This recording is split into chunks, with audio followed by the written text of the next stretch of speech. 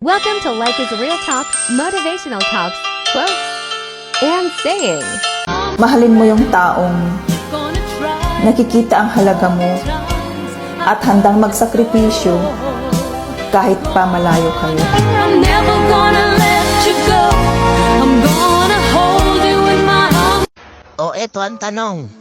Paano mo daw masasabi kung swerte ka sa asawa mo? Kung swerte ka sa asawa mo lalaki? Una, hindi ka minumura. Ilan dito sa mga babae to na yung asawa nila pag nagagalit sa kanila, minumura agad sila. Minumura sila na umurahin sila, akala mo hindi sila partner o hindi sila asawa. Nakakaala mo alipin sila. Every time na nagagalit yung asawa nilang lalaki, binamumura agad sila. Swerte ka sa lalaki kung hindi ka minumura niyan. Lalo na kung may anak kayo tapos ayaw niyang iparinig dun sa loob ng pamamahay na yun na may nagbumura sa loob ng bahay na yun. Na kahit anong galit sa'yo ni mister, o kahit anong galit sa'yo ng boyfriend mo, hindi ka mumurahin. Oo, magagalit siya. Oo, sasabihin niya yung rason bakit siya naiinis. Minsan mapipikon siya sa'yo dahil syempre babae tuyuin yan eh. Pero never kang mumurahin. Pangalawa, yung lalaking hindi ka sasaktan ng pisikal. Yung lalaking hindi ka binubugbog. Swerte ka kung makakuha ka ng lalaking ganun. Kasi not all the time sa relasyon, yung akala natin, nakikita natin yung isang couple na masayang-masaya sila pero sa likod nun, yung mapapansin ka, yung babae minsan ay mga pasa. Tapos sinasaktan na pala siya. Konting pagkakamali lang na nagawa ni Mrs. may pananakit pa agad na kasunod. Tapos nakikita yun ng mga bata. Nakakala ng mga bata, okay lang yun. Na habang lumalaki sila, akala nila normal lang yun. Bakit ko sinasabi to? Swerte ka kapag yung lalaking na pangasawa mo mayroong kontrol. Pare-parehas lang tayong tao, pare-parehas tayong nagagalit. Pero maswerte ka kapag yung lalaking nakuha mo, hindi nananakit. Alam ko may mga magko-comment ditong lalaki na ginagawa nila yun. Sasabihin nila, di mo alam story ako. Kumbida-bida. Di mo alam yung ginawa niya sa akin, huwag mo kaming turuan.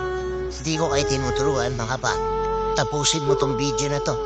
Ngayon, kapag nakahanap kayo ng ganitong klaseng lalaki, huwag niyong abusuhin. Hindi porket hindi nila ginagawa sa inyo yung mga ganung bagay, gagawin niyo yun sa kanila. Namumura-murahin niyo sila. Iti-take advantage niyo porket hindi nila yun sa inyo ginagawa.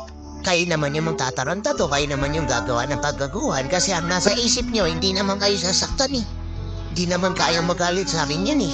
Kaya kahit magkamali ako, okay lang. Kaya minsan, instead na ako yung maging pahinga niya dahil sa sobrang hirap at sa sobrang pagod na struggle niya araw-araw, para mabuhay yung pamilya ko, ako pa yung magiging cause para bumigat lalo yung nararamdaman niya. Nakuha nyo? Nuggets nyo? Oo, hindi nga kayo sinasaktan ng ganong lalaki, hindi nga kayong minumura ng ganong lalaki, but it doesn't mean na kapag napuno siya sa'yo, hindi ka naiiwan. Which is yun yung halagaan nyo. Maswerte kayo kung ganong klase ng lalaki yung nakuha nyo. Kaya ingatan nyo. Oo, minsan magkakaroon ng hindi pagkakaunawaan sa relasyon nyo. Pero hanggat maaari, kontrolin nyo yung sarili nyo at huwag nang umabot na magkakasakitan at magkakamurahan pa kayo. Ngayon ang tanong, maswerte ka ba sa lalaking napili mo? Yung asawa mo, kagaya ba siya ng tinutukoy ko na hindi ka kayang murahin at hindi ka kaya saktan?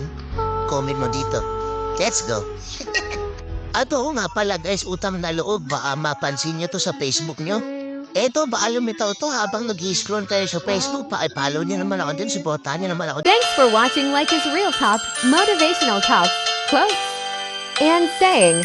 Follow for more videos and updates.